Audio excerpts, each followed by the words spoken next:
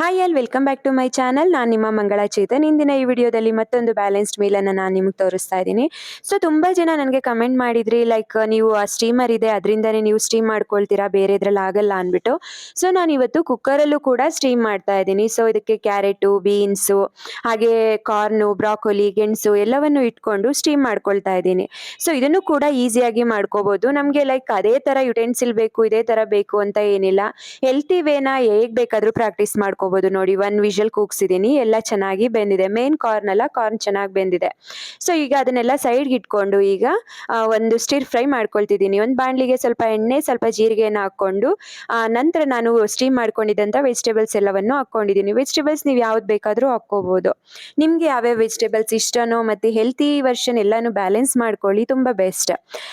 So ಇದನ್ನ ಒಂದು 2 ನಿಮಿಷ ಫ್ರೈ ಮಾಡಿಕೊಂಡು ಇದಕ್ಕೆ 1/4 ಸ್ಪೂನ್ ಖಾರದ ಪುಡಿ, ಸ್ವಲ್ಪ ಪೆಪ್ಪರ್ ಪೌಡರು, ಹಾಗೆ ರುಚಿಗೆ ತಕ್ಕಷ್ಟು ಉಪ್ಪು, ಆರಿಗ್ಯಾನೋ, ಚಿಲ್ಲಿ ಫ್ಲೇಕ್ಸ್ ಇದೆಲ್ಲವನ್ನು ಹಾಕ್ಕೊಂಡ್ರೆ ಒಂದೊಳ್ಳೆ ಟೇಸ್ಟ್ ಕೊಡುತ್ತೆ. ಮಕ್ಕಳು ಕೂಡ ಇಷ್ಟಪಟ್ಟು ತಿಂತಾರೆ ಅಂದ್ಬಿಟ್ಟು ನಾನು ಈ ರೀತಿ ಆರಿಗ್ಯಾನೋ, ಚಿಲ್ಲಿ ಫ್ಲೇಕ್ಸ್ ಎಲ್ಲ ಹಾಕ್ಕೊಳ್ತೀನಿ. ಯಾಕೆಂದರೆ ಚಿಲ್ಲಿ ಹಾಕಿರಲ್ಲ ಅಲ್ವಾ, ಸೊ ಒಂದು ಸ್ಪೈಸ್ ಕೊಡುತ್ತೆ ಅಂದ್ಬಿಟ್ಟು. ಸೊ ಇದೆಲ್ಲವನ್ನು ಒಂದೊಳ್ಳೆ ಮಿಕ್ಸ್ ಕೊಟ್ಬಿಟ್ಟು ಸೈಡ್ಗೆ ಇಟ್ಕೊಂಡ್ರೆ ಆಯಿತು, ಸ್ಟಿರ್ ಫ್ರೈ ರೆಡಿ. ಸೊ ಈ ಮೀನ್ ವೇಲ್ ನಾನು ವೆಜಿಟೇಬಲ್ಸ್ನ ಕಟ್ ಮಾಡ್ಕೊಂಡಿದ್ದಾಗ ಕೆಲವು ಪ್ರಿಪ್ರೇಷನ್ಗಳನ್ನು ಮಾಡ್ಕೊತೀನಿ. ಸೊ ನೆಕ್ಸ್ಟ್ ಡೇ ನನಗೆ ಇನ್ಸ್ಟೆಂಟಾಗಿ ಆಗೋ ರೀತಿ ಮಾಡ್ಕೊಳ್ತೀನಿ. ಲೈಕ್ ಕ್ಯಾರೆಟು, ಬೀನ್ಸು ಇವೆಲ್ಲವನ್ನು ಕಟ್ ಮಾಡಿ ಫ್ರಿಡ್ಜಲ್ಲಿ ಇಟ್ಕೊಳ್ತೀನಿ.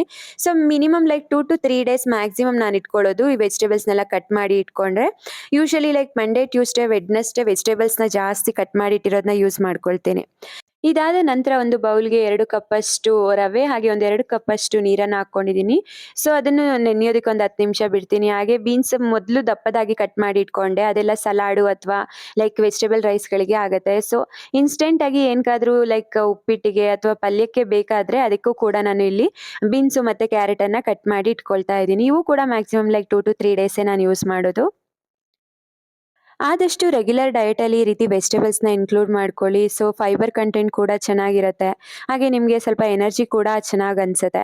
ಸೊ ಮಕ್ಳುಗಳಿಗೂ ಕೂಡ ಇದನ್ನೇ ರೂಢಿ ಮಾಡೋದ್ರಿಂದ ಮಕ್ಕಳು ತುಂಬ ಇಷ್ಟಪಟ್ಟು ತಿಂತಾರೆ. ಆಲ್ಮೋಸ್ಟ್ ಲೈಕ್ ನಾನು ಈ ರೀತಿ ಮಿಕ್ಸ್ಡ್ ವೆಜ್ಜಸ್ ಮಾಡಿದಾಗ ಮಕ್ಕಳು ಕೂಡ ತುಂಬ ಇಷ್ಟಪಟ್ಟು ತಿಂತಾರೆ. ಸೊ ಅವರಿಗೂ ಒಂದು ಲೈಕ್ ಹೆಲ್ತಿ ಹ್ಯಾಬಿಟ್ನ ಫಾಲೋ ಮಾಡಿದಾಗ ಆಗುತ್ತೆ.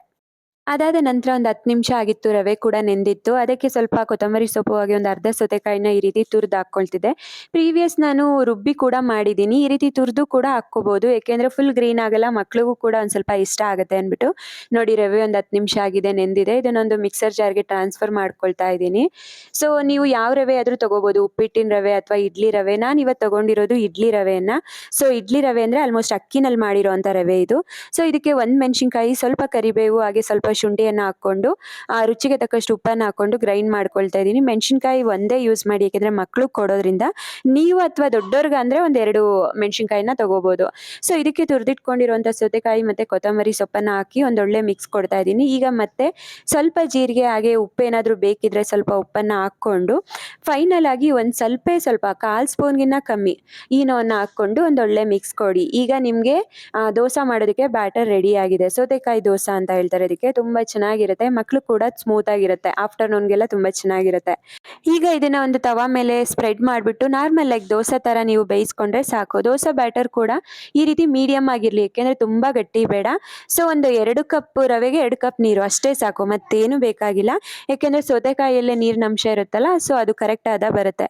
ನಂತರ ಲಿಡ್ಡನ್ನು ಕ್ಲೋಸ್ ಮಾಡಿ ಒಂದು 2 ನಿಮಿಷ ಬೇಯಿಸ್ಕೊಂಡು ಈ ರೀತಿ ಮತ್ತೆ ಉಲ್ಟಾ ಮಾಡಿ ಮತ್ತೆ ಒಂದು 2 ನಿಮಿಷ ಬೇಯಿಸ್ಕೊಳ್ಳಿ.